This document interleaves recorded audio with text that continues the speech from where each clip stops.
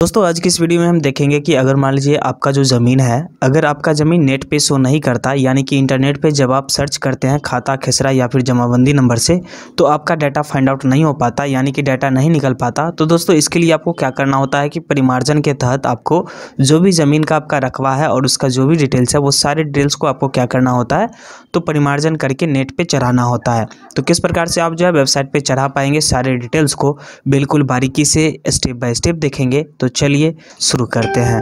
तो जैसा कि दोस्तों सबसे पहले आपको बिहार भूमि के ऑफिशियल वेबसाइट पे आ जाना है। जैसा कि आप देख पा रहे हैं राजस्व एवं भूमि सुधार विभाग के वेबसाइट पे हम आ चुके हैं। आने के बाद दोस्तों यहाँ पे जब आप स्क्रॉल डाउन करेंगे तो यहाँ पे देख पा रहे हैं बहुत सारे ऑप्शन दिए गए हैं।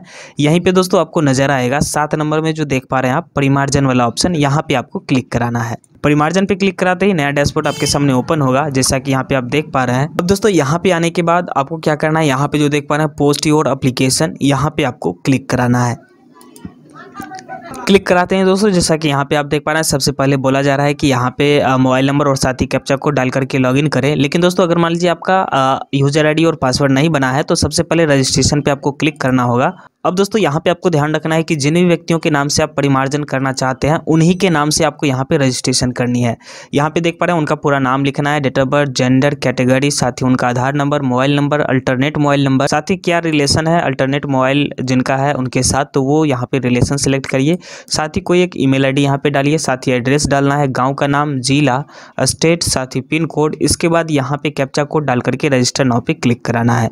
रजिस्टर पे क्लिक करते ही आप फाइनली रजिस्टर हो पाएंगे और रजिस्टर होने के बाद आपको वापस से आना है लॉगिन के सेक्शन पे। तो चलिए लॉगिन पे क्लिक कराते हैं। लॉगिन पे क्लिक कराने के बाद मोबाइल नंबर डाल करके कैप्चा कोड डालेंगे, साइन इन पे क्लिक करेंगे तो ओटीपी जाएगा और ओटीपी डालने के बाद यहाँ पे फाइनली लॉगिन हो पाएंगे। तो जैसा कि यहाँ पे आप देख पा रहे हैं ओटीपी भेज दिया गया है। ओटीपी डाल करके और कंफर्म के ऑप्शन पे क्लिक कराएंगे। अगर दोस्तों मान लीजिए ओटीपी नहीं आ पा रहा है, ओटीपी में समस्याएं आ रही है, तो दोस्तों यहाँ पे आपको ध्यान रखना है कि ये जो वेबसाइट है ये ज़्यादातर जो है मेंटेनेंस में ही चला जाता है। तो 2 दिन 3 दिन आपको वेट करके इसके बाद आपको यहाँ पे लॉगिन करके परिमार्जन करना होगा। कंफर्म के ऑप्शन पे क्लिक कराते हैं। जैसा कि यहाँ पे आप देख पा रहे हैं एप्लीकेंट का नाम सामने आ चुका है। अब दोस्तों यहाँ पे आपको फिर वापस से क्या करना है, परिमार्जन हेतु आवेदन करे पे आपको क्लिक कराना है। क्लिक कराते हैं दोस्तों, आप फाइनली लॉगिन हो जाएंगे परिमार्जन के डैशबोर्ड में। जैसा कि दोस्तों यहाँ पे आप देख पा रहे हैं जो भी रजिस्ट्रेशन करने वक्त आपने डाटा डाला था वो यहाँ पे डिटेल्स ऑटोमेटिक फेच कर लेगा, जैसे कि नेम एप्लीकेंट का आ जाएगा, ईमेल आईडी और उनका मोबाइल नंबर, साथ ही एड्रेस आ जाएगा। अब दोस्तों यहाँ से आपको जिला को सिलेक्ट करना है और जिला सिलेक्ट करने के बाद नॉर्मली आप स्क्रॉल डाउन करेंगे।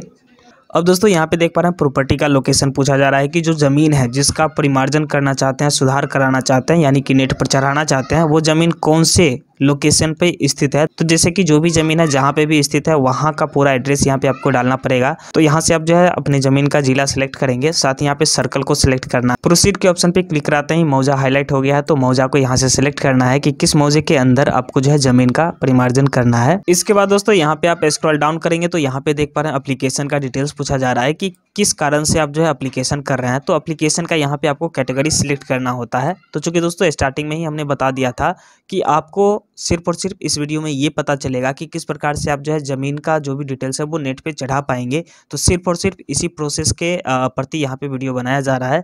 तो जैसा कि दोस्तों यहाँ पे अगर मान लीजिए नेट पे आपको जो है अपने ज़मीन का डिटेल्स चढ़ाना है, तो यहाँ पे जो देख पा रहे हैं 1 नंबर में दिख रहा है ऑनलाइन दाखिल खारिज के पूर्व की जमाबंदी में सुधार, इस पे आपको क्लिक कराना है, यानी कि रेक्टिफिकेशन इन ओल्ड डिजिटाइज्ड जमाबंदी पे क्लिक करा दीजिए। क्लिक कराने के बाद दोस्तों यहाँ पे देख पा रहे हैं एप्लीकेशन सब्जेक्ट यहाँ पे आपको वापस से पूछा जा रहा है। तो क्लिक करा करके यहाँ पे आपको ध्यान रखना है कि सबसे नीचे वाला जो ऑप्शन है कंप्यूटराइजेशन हेतु छूटे हुए जमाबंदी का डिजिटाइजेशन।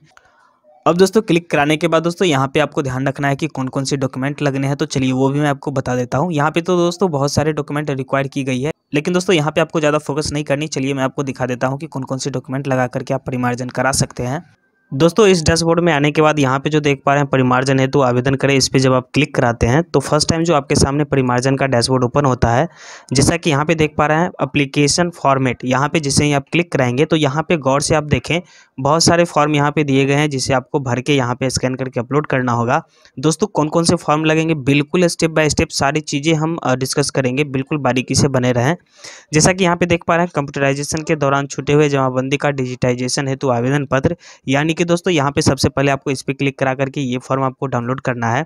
और इस फॉर्म को डाउनलोड करने के बाद भरना कैसे है, जैसे कि अंचल अधिकारी, यहाँ पे जो भी अंचल है आपका, वो अंचल का नाम यहाँ पे आपको लिखना है। साथ ही रसीद कब तक कटा हुआ है, वो रसीद का ईयर यानी कि साल यहाँ पे लिखना है। अगर 2024 या 25 जब तक का आपका जो है लगान रसीद कटा हुआ है, वो यहाँ पे आपको लिखना है। साथ ही यहाँ पे देख पा रहे हैं नीचे मौजा पूछा जा रहा है, मौजा लिखिए, थाना संख्या लिखना है, जमाबंदी संख्या लिखना है, वॉल्यूम नंबर, पेज नंबर लिखिए। साथ ही जमाबंदी रैयत का नाम लिखना है कि किसके नाम से ज़मीन था और साथ ही है। इसके अलावा पता में यहाँ पे पूरा का पूरा पता लिखना है।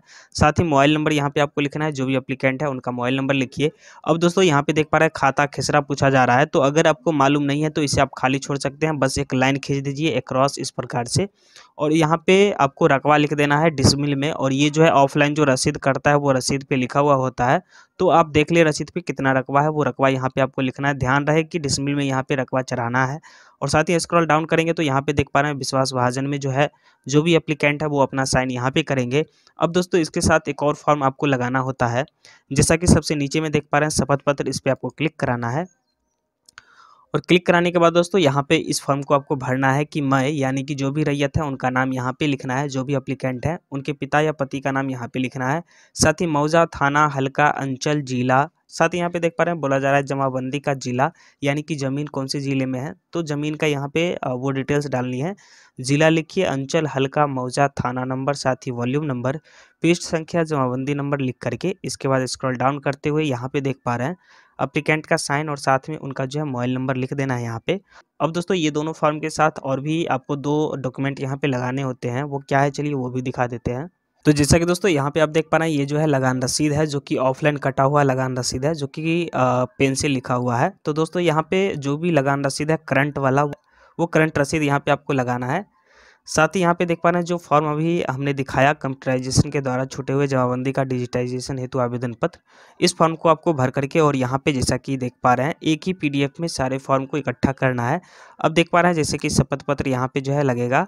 इसके अलावा दोस्तों यहाँ पे स्क्रॉल डाउन करते हुए देख पा रहे हैं यहाँ पे आधार कार्ड, जो भी एप्लीकेंट है उनका आधार कार्ड यहाँ पे स्कैन करके और यहाँ पे आपको इकट्ठा एक साथ अपलोड करना है। यानी कि कुल मिलाकर के चारों डॉक्यूमेंट यहाँ पे चूज फाइल पे क्लिक करके डॉक्यूमेंट सेलेक्ट करेंगे और सबमिट पे क्लिक कराएंगे और फाइनल सबमिट हो जाएगा। फाइनल सबमिट होने के बाद दोस्तों जैसा कि यहाँ पे आप देख पा रहे हैं कुछ इस प्रकार का इंटरफेस आपके सामने नजर आएगा। यहाँ पे जो भी ग्रीवियंस है उनका जो है आईडी यहाँ पे नजर आएगा, जो भी एप्लीकेशन आईडी है इसे नोट डाउन करके रख लें। और साथ ही यहाँ पे देख पा रहे हैं प्रिंट एक्नॉलेजमेंट, यहाँ पे आपको जो दिख रहा है इसे भी आप प्रिंट करके रख लें। दोस्तों ज़्यादातर लोग बताते हैं वीडियो में कि इसे जो है ऑनलाइन अप्लाई करके छोड़ दीजिए, कुछ नहीं करना है। लेकिन दोस्तों यहाँ पे अगर आप ऐसा करते हैं तो ऑनलाइन अप्लाई करने से कोई बेनिफिट आपको नहीं मिल पाएगा। यहाँ पे अगर आपको काम करवानी है यानी कि नेट पे चढ़वाना है तो ऑनलाइन कराने के साथ साथ ये प्रिंट निकलवा करके और साथ ही सारे डॉक्यूमेंट संलग्न करके और जो भी आपके राजस्व कर्मचारी हैं उनको जाकर के सबमिट कर दे फिजिकल मोड में, तभी जाकर के आपका ये जो है परिमार्जन सक्सेसफुल हो पाए।